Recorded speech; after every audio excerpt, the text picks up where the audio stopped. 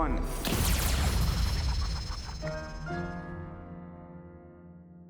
مذكرة التفاهم أو اتفاق الإطار بين الولايات المتحدة وإيران والتي تم التوقيع عليها من قبل الرئيسين الأمريكي والإيراني أربكت الجانب الإسرائيلي وأثارت تحفظات بسبب تداعياتها من الناحية السياسية والأمنية على البلاد. نستضيف معنا اليوم من أجل استيضاح الموقف السيد يعقوب عاميدرور، والذي أشغل منصب مستشار الأمن القومي الإسرائيلي وكذلك مناصب استخبارية عدة. أهلا بك سيد يعقوب. أهلا. هنالك من يرى في إسرائيل بأنه مع هذه النتائج ربما كان من الأفضل أنه لو لم تخوض إسرائيل الحرب منذ البداية في 28 من فبراير. هل توافق هذا الرأي؟ No, I don't agree with the assumption that the last war against Iran was a mistake. First of all, we didn't know what will happen at the end, and the surprise of the agreement between the Americans and the Iranians is something that we couldn't anticipate. But I think it is more than that. The Americans wanted the war. The President of the United States called the Iranians to get out to the street, and he said, America is coming to save you.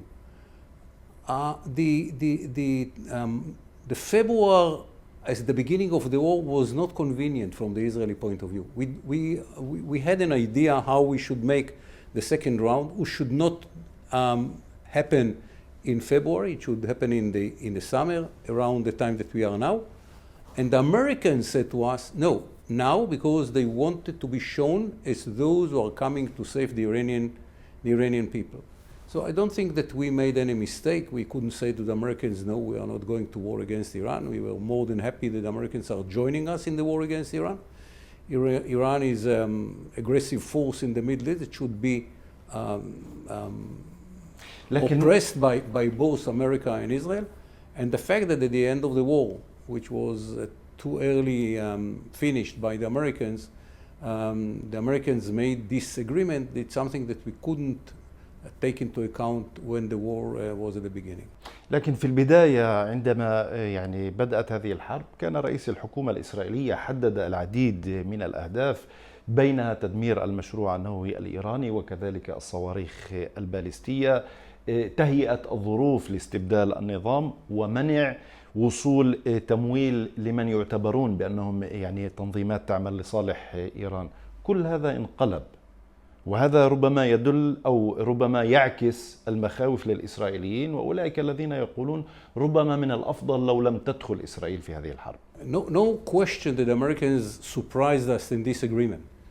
No one knows how to explain the change in the American mood. Something that we cannot anticipated. We didn't know about the change.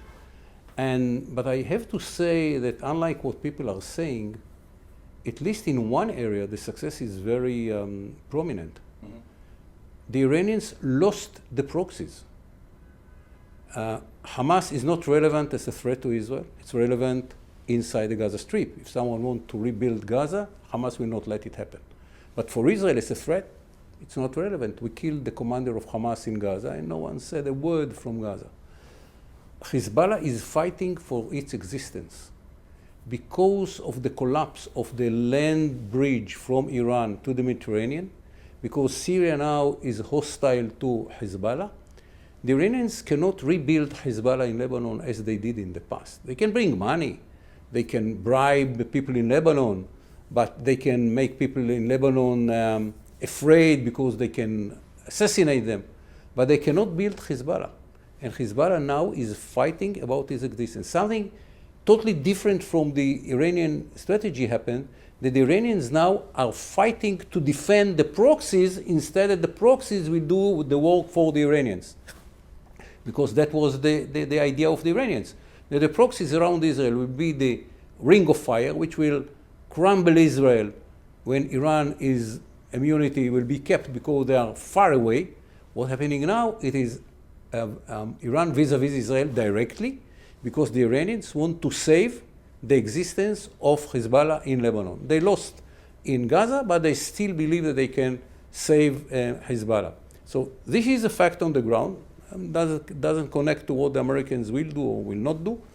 Of course, the mistake of the Americans to give the Iranians a say in Lebanon is a huge, huge mistake, because it's brought Iranians back to Lebanon with legitimacy from Washington, and even the government of Lebanon cannot say, okay, we will disarm Hezbollah because the Americans gave Hezbollah and its ally Iran a say in Lebanon. This is why Israel is determined to keep the freedom of action in Lebanon, and if we have to. لكن هذه السياسة سيد يعقوب عاميدرور، وأنت عملت مستشارا لرئيس الحكومة بنيامين نتنياهو، هذه السياسة المتعلقة بلبنان والتي كانت في بداية الأمر يعني تقضي على فصل الجبهات بين إيران وبين حزب الله في لبنان، الآن تغيرت. إيران يعني تصر على أن التفاوض مع الولايات المتحدة يجب أن يكون مشروط بوقف إطلاق النار في لبنان، وهذا بطبيعة الحال لا يصب في صالح إسرائيل، أليس كذلك؟ It is bad for Israel, no question.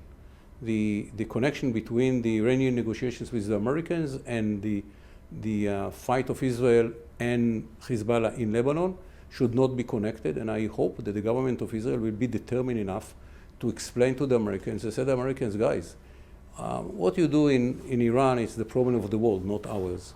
What you do in Lebanon is our problem. We have to defend our citizens and our soldiers, and we will continue to fight Hezbollah in Lebanon. And I think in this case, Israel should be very determined. It might be for some friction with the Americans. It's not the first time in which we don't agree with the Americans. It happened in the past, it's happening probably today, and it will happen in the future. Israel is strong enough to say to the Americans, guys, in Lebanon, we continue to fight. أنت ذكرت قبل قليل أن السياسة الأمريكية المتعلقة بهذه المسألة تجعل موطئ قدم لإيران في داخل لبنان، لكن ربما المخاطر الأكثر هي إمكانية أن يكون هنالك سباق تسلح في منطقة الشرق الأوسط بسبب هذا الاتفاق الذي يثير أيضا قلق يعني مزيد من الدول في هذه المنطقة.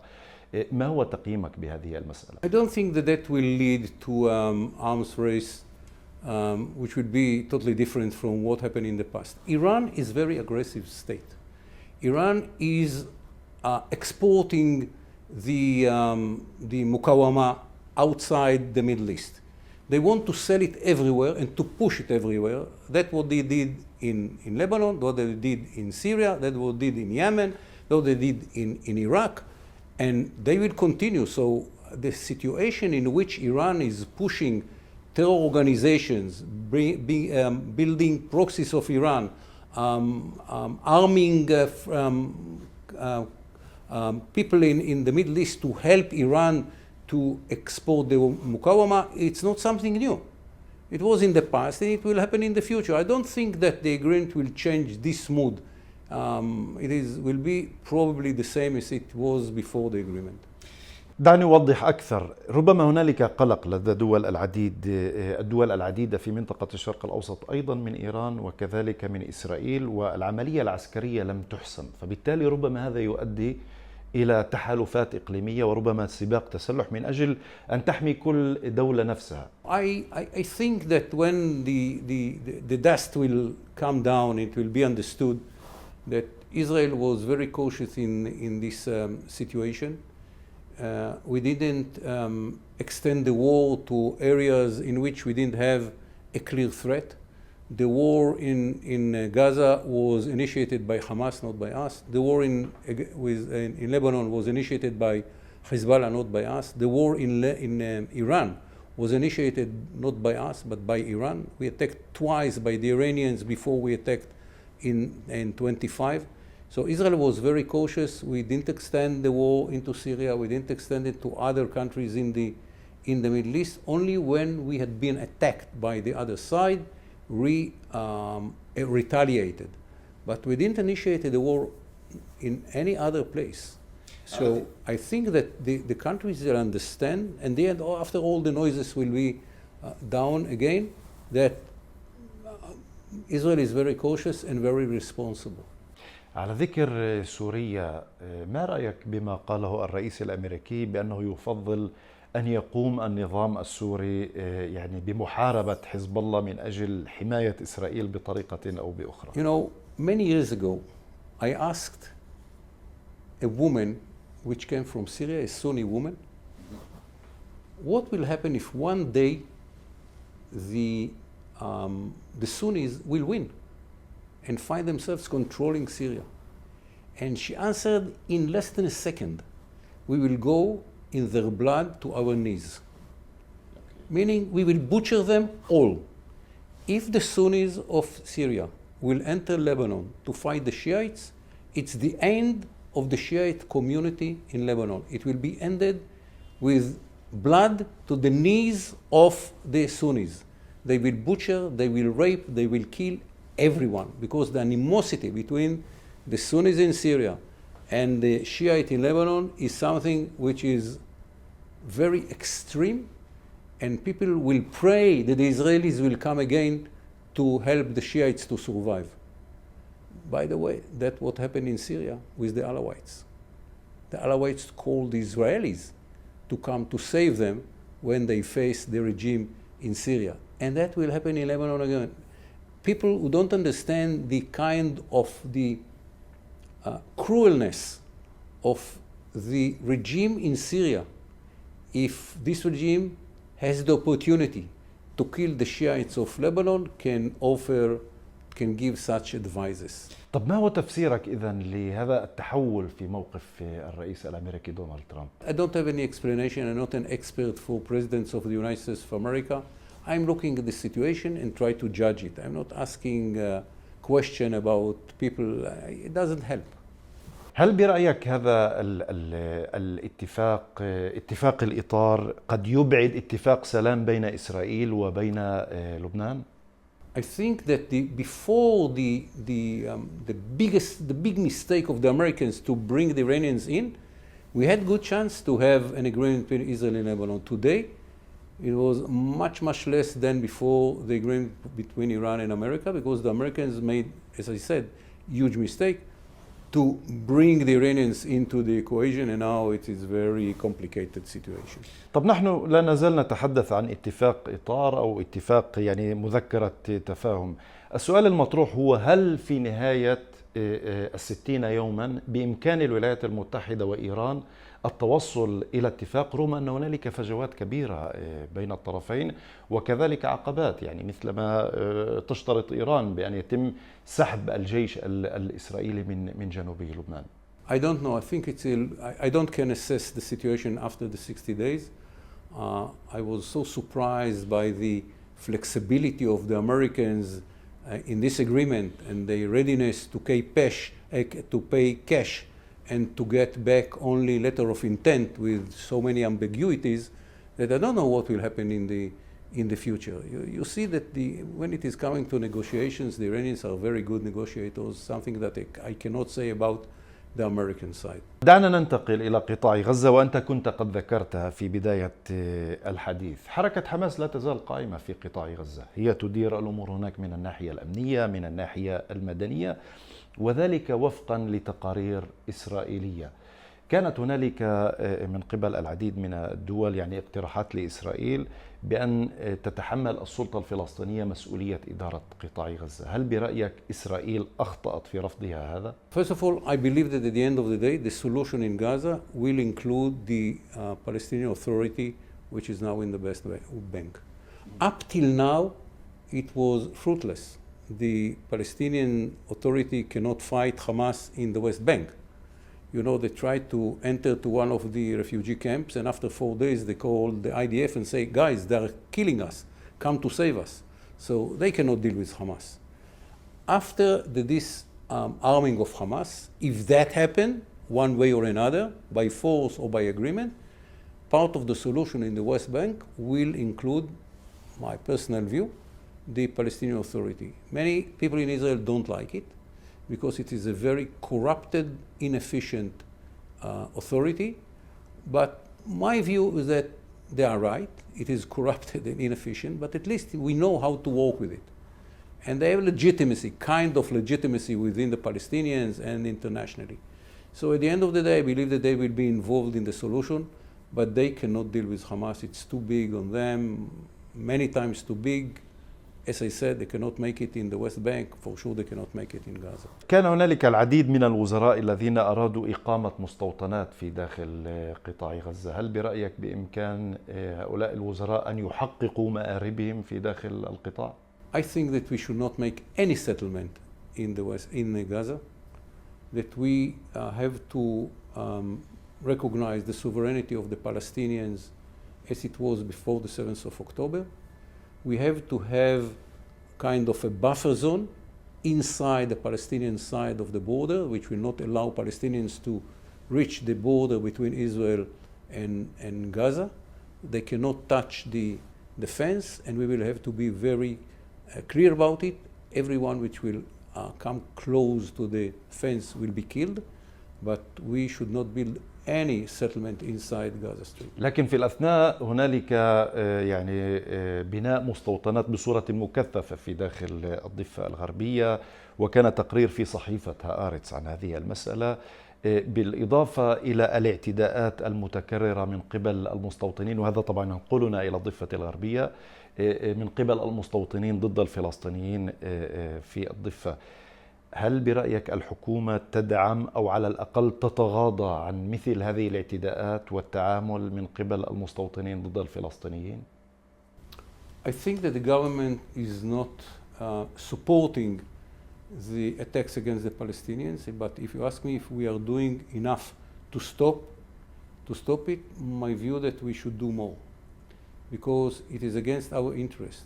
We are the sovereign in West Bank. We want to remain the sovereign in the West Bank, and if we want to be the sovereign, we have responsibility. And one of the responsibilities is to defend the citizens, the Palestinian citizens, that will not be attacked by Israelis. The truth is that the number of those who are doing it is very low. It's probably less than 500 people from one side to another. And we have more determined and more smart to stop it totally. It should not continue. لكن كيف تفسر يعني تعامل الوزيرين المعروفين في إسرائيل بتسالئيل سموتريتش وإيتمار بن غفير بشأن التعامل مع اعتقال هؤلاء المعتدين والمتطرفين في داخل الضفة الغربية؟ يعني لا نشاهد اعتقالات ولا ضبط لهؤلاء المتطرفين في داخل الضفة. I didn't say that we don't have responsibility. We are the sovereign, and because of that we have responsibility. Those two ministers are supporting the legal efforts of the State of Israel to build more settlements in Area C. And this is according to the agreement between us and the Palestinians. They can build in Area A and B, and we can build in Area C. This is the agreement. You can like it or not. The Europeans don't like it. They don't want us to build in Area C. But this is the agreement between us and the Palestinians. They are building in A and B, and we are building in Area C. I think that both of them do not support attacks against Palestinians, which initiated by extreme settlers. But if you ask if we are doing enough to stop it, the answer is no. We should do more. We should do it more by the Shabak, by the intelligence. We should do it more by the police and by the IDF. We should stop those attacks. There are not so many. There is a huge exaggeration about the number. More Jews had been killed by Palestinians than Palestinians by Israelis. So there is a huge exaggeration, but in spite... هذا ليس دقيقا بالنظر إلى ما يحدث في داخل قطاع غزة. No, I'm not speaking about Gaza. I'm speaking about the West Bank. In the West Bank, more Jews had been killed by the Palestinians than Palestinians by Jews. So there is a huge exaggeration about the extreme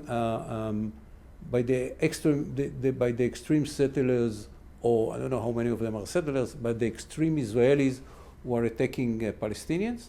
But anyhow, we should stop it. سؤال أخير، هل تتوقع أن يكون هنالك مزيد من التصعيد بين ترامب ونتنياهو، أم أن الطرفين سيحتويان هذا الوضع الحالي الذي لا يصب بطبيعة الحال في صالح إسرائيل؟ I think that the friction between Israel and America it's not good for Israel, it's not good for America. At the end of the day, the Americans want to achieve something in the Middle East, not just to say we are here. and to achieve what they want, they need Israel. If Israel is not part of the deal, will not be a deal. So I think that at the end of the day, we will find a common language between us and America. But it should be clear. Israel has responsibilities as a state to defend its citizens and soldiers. And for that, to achieve that, we are ready to be in a situation in which we don't agree with the Americans. And if that will be needed, the government of Israel should be very clear. Yes, we don't agree, and we continue to defend our citizens and our soldiers. With all due respect to the Americans, it is our obligation. السيد يعقوب عاميدرور، مستشار الأمن القومي الإسرائيلي سابقا ورئيس شعبة الاستخبارات العسكرية، شكرا جزيلا لك على هذا الحوار. شكرا جزيلا.